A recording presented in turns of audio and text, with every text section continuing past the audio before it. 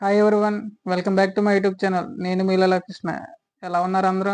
I hope అందరూ బాగున్నారు అనుకుంటున్నాను. ఈరోజైతే మళ్ళీ బీచ్కి వచ్చాము. లైట్గా వర్షం పడుతుంది. ఇక్కడ బీచ్ రాగానే ఒక అతనైతే వల కట్టాడంట. వల చూసుకుంటున్నాడు చేపలు ఏమైనా పడ్డాయేమో అని. అతనికి ఒక చేప అయితే పడ్డది. అది కాదు, పంది చేప అంటది. 1.5 kg దాకా ఉండొచ్చేమో. ఇక్కడ బోట్లో ఎవరో ఏటకెళ్ళలేదు. చాలా డిసప్పాయింట్ అయ్యాం. బట్ ఒకరు వెళ్ళారు. ఒక బోట్ అయితే వస్తుంది వేటకెళ్ళి.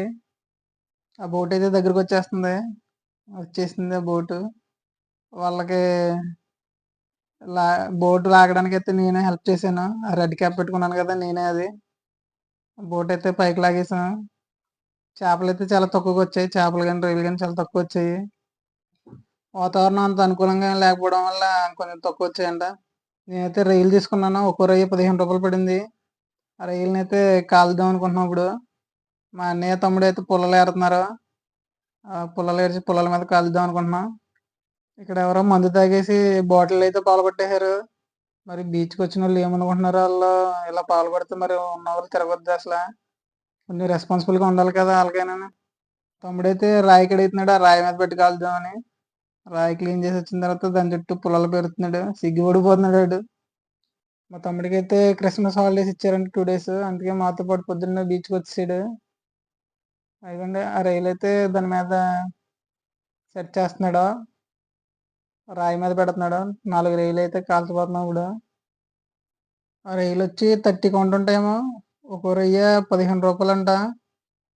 మేమైతే 150 రూపీస్ అయితే తీసుకున్నాము. 10 రైలు అయితే ఇచ్చారు మాకు 150 రూపీస్కి. మా తమ్ముడు ఇప్పుడు వెలిగిస్తున్నాడు. వర్షం పడడం వల్ల అయితే తడిచిపోయి గమని ఎలగలేదు. చాలాసేపు ట్రై చేసాను వెలిగించడానికి. ఇలాగైతే చాలా కష్టపడి వెలిగించాడు మా తమ్ముడు.